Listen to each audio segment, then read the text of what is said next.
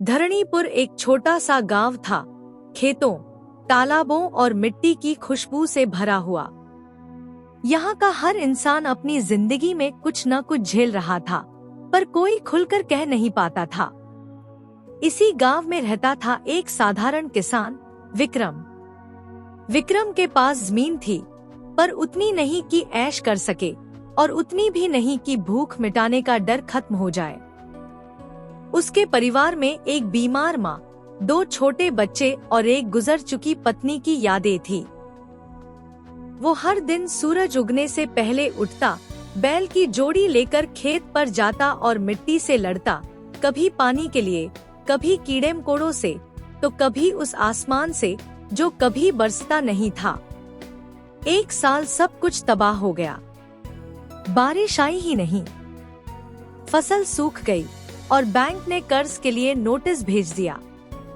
गांव में पंचायत ने कहा, अब तो जमीन चली जाएगी। विक्रम, किसी ने मदद नहीं की। रिश्तेदारों ने मुंह फेर लिया। दुकानदार उधार देने से कतराने लगे। घर में अनाज नहीं था, माँ की दवाइयाँ खत्म हो गई थी और दोनों बच्चे एक दूसरे को देखकर भूख छुपाने की कोशिश करते। एक रात विक्रम घर के बाहर बैठा था, चुपचाप, ठंडी जमीन पर। आसमान में तारे तो थे, पर उसके जीवन में अंधेरा घना था। उसी अंधेरे में एक आवाज आई उसके भीतर से, विक्रम, अगर तू बैठा रहेगा तो ये अंधेरा और गहरा होगा। उठ, कुछ कर। अगली सुबह वो शहर चला गया। हाथ में सिर्फ एक झोला, 2 जोड़ी कपड़े और मन में एक वादा, मैं हार नहीं मानूंगा। शहर में काम की तलाश करना आसान नहीं था। पहली बार उसने अपने हाथों में ईंटें उठाई, सीमेंट उठाया, धूप में जलते सरिये उठाए। लेकिन हर रात वो माँ को दवाई भिजवाता और बच्चों के लिए एक किताब खरीदता। वो दिन भर मजदूरी करता और शाम को स्टेशन पर सब्जी बेचता। एक दिन एक आदमी ने उसे देखकर कहा, तू किसान था ना, अब मजदूर बन गया? विक्रम मुस्कुराया और बोला, मैं किसान था और अब खेत के लिए मजदूर हूँ। खेत मेरा सपना है और सपनों को बचाने के लिए कुछ भी बनना पड़े, मैं बनूंगा। धीरे धीरे उसकी मेहनत रंग लाई। उसने अपनी मजदूरी से माँ की बीमारी का इलाज कराया, बच्चों को स्कूल में एडमिशन दिलाया, खुद भी खेती के नए तरीकों की जानकारी लेने लगा। एक एनजीओ से संपर्क किया, जिन्होंने उसे ड्रिप सिंचाई, सॉइल टेस्टिंग और जैविक खाद की ट्रेनिंग दी। वो हर रविवार गांव लौटता और अपने खेत में थोड़ी थोड़ी मेहनत करता। गांव वाले हंसते, अब ये सब सीखकर क्या करेगा? खेत में पानी है क्या? विक्रम चुप रहता, लेकिन अंदर ही अंदर एक आग जल रही थी। वो आग जो किसी को नीचा दिखाने के लिए नहीं, बल्कि खुद को उठाने के लिए जल रही थी।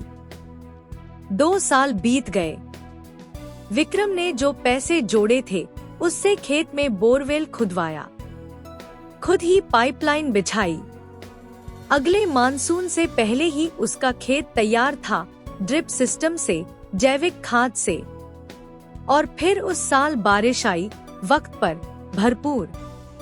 गांव के सारे खेतों में पानी जमा हो गया, पर विक्रम का खेत हरियाली से लहलहा उठा। उसकी फसल पहली कटी, पहली बिकी और सबसे ज्यादा मुनाफा लेकर आई। बैंक ने कर्ज माफ किया, एनजीओ ने उसे रोल मॉडल किसान का पुरस्कार दिया और गांव वाले, वो अब उसी को सलाह पूछने आने लगे।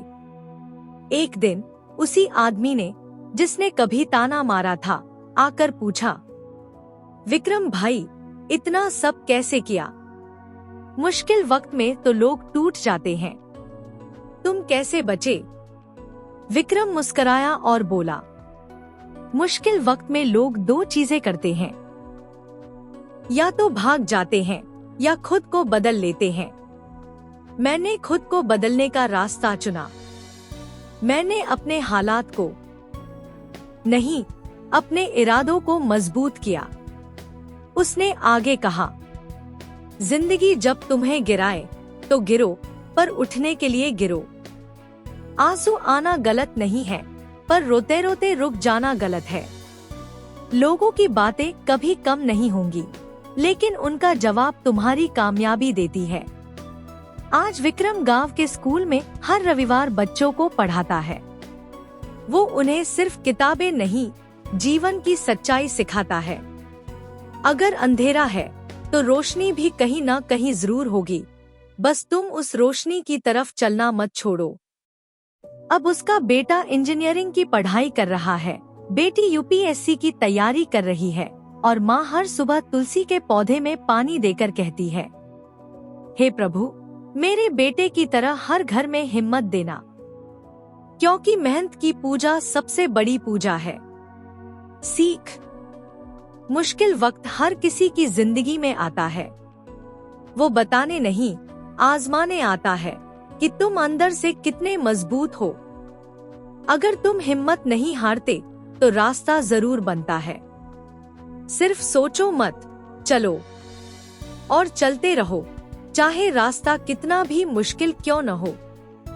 अंधेरे में बैठोगे तो डर बढ़ेगा, अंधेरे में चलोगे तो उम्मीद जागेगी, और अगर चलते रहे तो अंधेरे के पार एक नई सुबह जरूर मिलेगी।